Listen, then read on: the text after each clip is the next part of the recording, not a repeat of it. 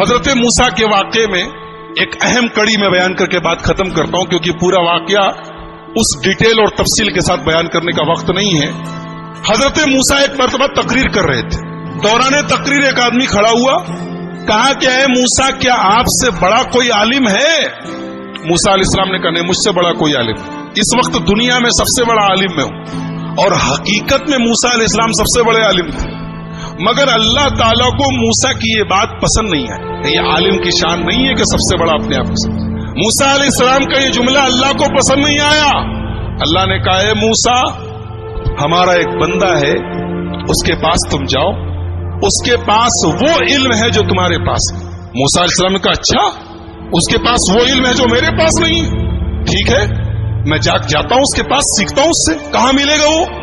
اللہ نے کہا وہ تمہیں ملے گا مجمع البحرین پر، جہاں دونوں دریا آپس میں ملتے ہیں، وہاں چلے جاؤ، وہاں تمہیں وہ آدمی ملے گا۔ چنانچہ حضرت موسیٰ علیہ السلام نے اپنے ساتھی حضرت یوشع ابن نون کو لیا اور پہنچے وہاں پہ حضرت خضر سے ملاقات ہوئی۔ حضرت خضر کون تھے؟ صحیح بات یہ ہے کہ یہ اللہ کے نبی تھے، اور اللہ تعالیٰ نے ان کو ایک مخصوص علم دیا تھا کہ جب کوئی انسیڈنٹ ہوتا تھا، کوئی واقعہ ہوتا تھا، تو اس واقعے کے پیچھے کیا ہونے والا ہے، اس کا انجام کیا ہونے والا ہے، وہ بھی اللہ ان کو بتا دیتا تھا۔ تو جب حضرت موسیٰ پہنچے ان کے پاس تو بڑے ادب سے کہا کہ حضرت میں آپ کے پاس آیا ہوں، آپ سے کچھ سیکھنا چاہتا ہوں، کہ آپ مجھے اجازت دیتے ہیں میں آپ کے ساتھ تھوڑا وقت گزار سکتا ہوں؟ حضرت خضر نے کہا کہ دیکھو میرے ساتھ تم وقت گزار نہیں پاؤ گے، اس لیے کہ میں بہت سا کام ایسا کروں گا جو تمہیں سمجھ میں نہیں آئے گا، اور تمہیں سمجھ میں نہیں آئے گا تم پوچھو گے، تم برداشت نہیں کرو گے، پوچھو گے، اور میرے ساتھ تم کوئی بات پوچھو گے تو میں تمہیں اپنے ساتھ رکھ نہیں سکتا۔ حضرت موسیٰ نے کہا گھبرائیے نہیں، میں کچھ پوچھوں گا نہیں آپ سے، آپ اپنا کام کیجئے، میں بس دیکھتا رہوں گا چپ چاپ۔ کہا ٹھیک ہے چلو۔ دونوں چلے، دریا میں کشتی جا رہی تھی، دونوں کشتی پر بیٹھے۔ کشتی پر جیسے بیٹھے حضرت خضر نے ہتھوڑی نکالی اور تختی کا ایک تختہ توڑ کے نکالنے لگے۔ حضرت موسیٰ نے کہا کیا کر رہے ہیں آپ؟ ارے کشتی ڈوب جائے گی، سب مر جائیں گے، سب کو ڈبونا ہے کیا؟ کہا میں بولا تھا کہ تم صبر نہیں کر پاؤ گے، تم برداشت نہیں کر پاؤ گے، بولو گے ضرور۔ کہا کہ اچھا معاف کیجئے میں بھول گیا تھا، اب کچھ نہیں پوچھوں گا، اب آپ جو کرنا ہو کیجئے، میں کچھ پوچھوں گا نہیں۔ اور آگے بڑھے، کشتی سے اترے، ایک گاؤں میں پہنچے۔ گاؤں میں 15 سال کا 16 سال کا ایک لڑکا تھا، اچھا خاصا ٹہل رہا تھا۔ اس کو حضرت خضر نے پکڑا، اس کی گردن گما دی، مر گیا وہ، وہیں پہ مر گیا وہ۔ کہا رے اقتلت نفسا زکیۃ بغیر نفس، ایک معصوم بچے کو مار ڈالا آپ نے؟ قال الم اقل لك انك لن تستطيع معي صبرا، کہا کہ میں جانتا تو تم صبر نہیں کر پاؤ گے میرے ساتھ، تم برداشت نہیں کر پاؤ گے۔ کہا اچھا معاف کیجیے، اب آخری چانس دے دیجیے، اب اگر میں کچھ پوچھوں گا آپ مجھے چھوڑ دیجیے، آپ اپنے راستے میں اپنے راستے۔ کہا ٹھیک ہے۔ آگے پہنچے، ایک گاؤں میں گئے، ایک بستی میں گئے، دونوں بھوکے پیاسے تھے۔ جب بستی میں پہنچے تو وہ بستی جو تھی وہ کنجوسوں کی، بخیلوں کی بستی تھی۔ یہ دونوں پہنچے، بولے ہمیں بھوک لگی ہے، کچھ کھانے کو ملے گا کیا؟ تو بستی والوں نے کہا کہ تمہارے باپ کا مال ہے، کہ چلے آئے اور ہم تم لوگوں کو کھانے پینے کو دیں گے، چلو جاؤ یہاں سے۔ بھگا دیا ان لوگوں نے۔ یعنی ایک نمبر کے بخیل اور کنجوس تھے، دونوں کو ایک آدمی کھانا کھلانے کو تیار نہیں۔ دونوں بیچارے بھوکے پیاسے تھکے ہارے گاؤں کے ایک مکان کی دیوار کے پاس بیٹھے تھے۔ اچانک دیوار گرنے لگی، حضرت خضر کھڑے ہوئے اور اللہ نے ان کو ایک مخصوص طاقت دی تھی، دیوار گر رہی تھی، انہوں نے کھڑے ہو کے دیوار کو سیدھا کر دیا۔ حالانکہ وہ اکیلے ایک آدمی کے بس کی چیز نہیں تھی، لیکن اللہ نے ان کو پاور دیا تھا، انہوں نے کھڑے ہو کے دیوار ٹھیک کر دی۔ موسیٰ علیہ السلام جلالی پیغمبر تھے، پہلے ہی غصے میں تھے، ان لوگوں نے کھانا اور پانی تک نہیں پوچھا تھا، مہمان نوازی نہیں کی تھی۔ کہا کہ آپ بڑے خیرخواہ بنتے ہیں، بڑے دریا دل بنتے ہیں، ان لوگوں نے پانی تک نہیں پوچھا اور آپ چلے، ان کی دیوار گر رہی تھی، آپ کو ٹھیک کرنے کی کیا ضرورت تھی؟ آپ پہلے پیسہ لے لیتے، کچھ معاوضہ طے کر لیتے۔ قال ھذا فراق بینی و بینک، کہا کہ اے موسیٰ اب یہاں سے آپ اپنے راستے میں اپنے راستے، آپ نے کہا تو میں بولوں گا نہیں اور آپ ہر جگہ بول دیے۔ اب میں بتاتا ہوں کہ وہ تینوں کام میں نے کیوں کیا۔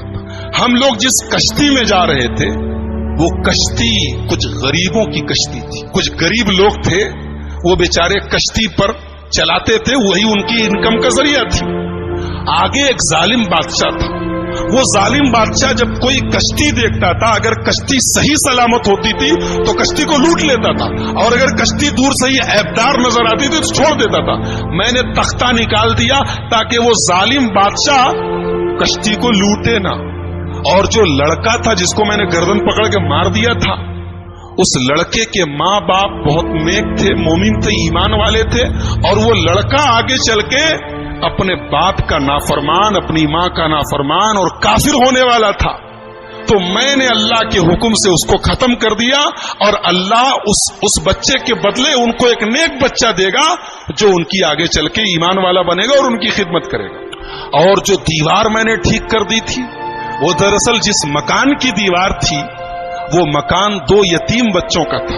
ان کا باپ جب مرنے لگا تو اس نے اپنی ساری جمع پونجی، بچے چھوٹے چھوٹے تھے، ساری جمع پونجی اپنے مکان کی ایک دیوار کے نیچے دفن کر دیا، اور وہ بچے بیچارے ابھی چھوٹے چھوٹے تھے، یتیم بچے تھے۔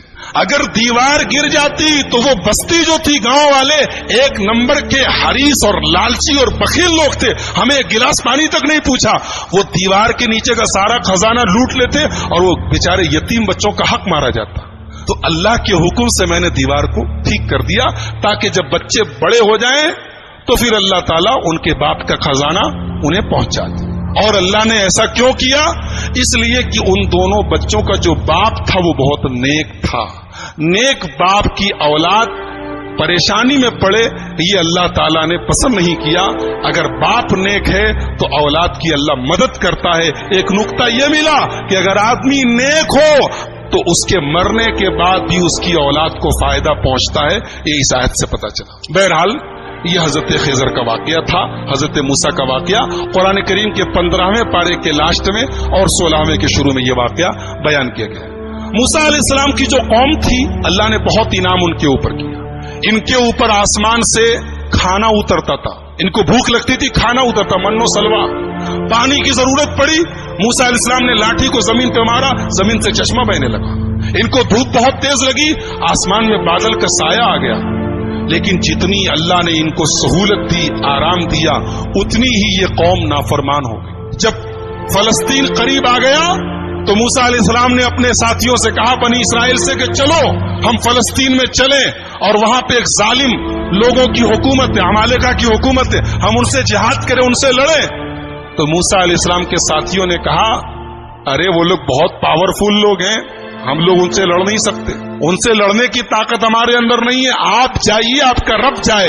اذهب انت وربک فقاتلا، اے موسیٰ تم جاؤ، تمہارا رب جائے، اور دونوں جا کے لڑائی کرو، ہم لڑنے والے نہیں ہیں۔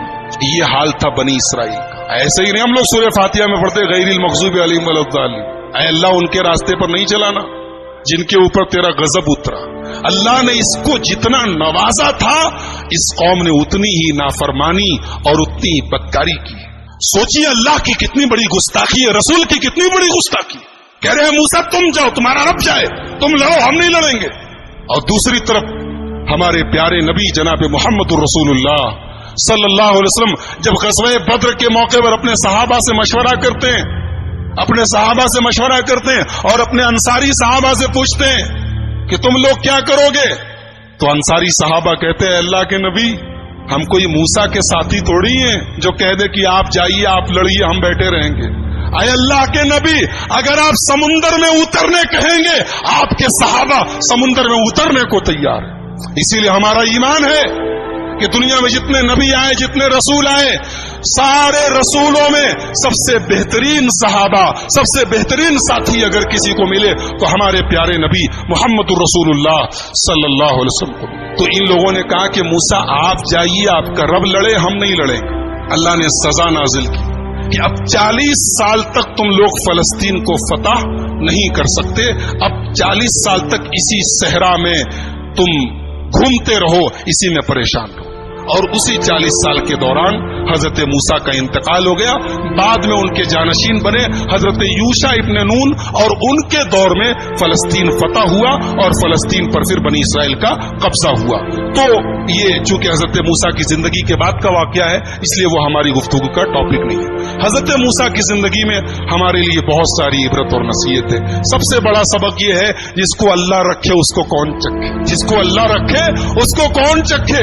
موسیٰ علیہ السلام پانی میں ان کی ماں ڈال دیتی ہے, لیکن اللہ نے کیسے بچایا ہے, اور فرعون جو ان کا دشمن تھا اس کے دربار میں اللہ نے ان کی پرورش کروائی ہے. اور پھر اللہ نے اس موقع پر جب موسیٰ کی پوری قوم, موسیٰ علیہ السلام کی پوری قوم کہتی ہے کہ ہم پکڑ لیے جائیں گے, گرفتار ہو جائیں گے, لیکن حضرت موسیٰ نے اللہ کی ذات پر ایسا بھروسہ اور یقین رکھا کہ اللہ نے ان کے بھروسے کی لاج رکھی اور سمندر کے اندر, دریا کے اندر راستہ بنا دیا. تو میرے بھائیوں, بہت سارے سبق ہیں, بہت ساری عبرتیں ہیں, نصیحتیں ہیں. آئیے ہم اللہ سے دعا کریں, اللہ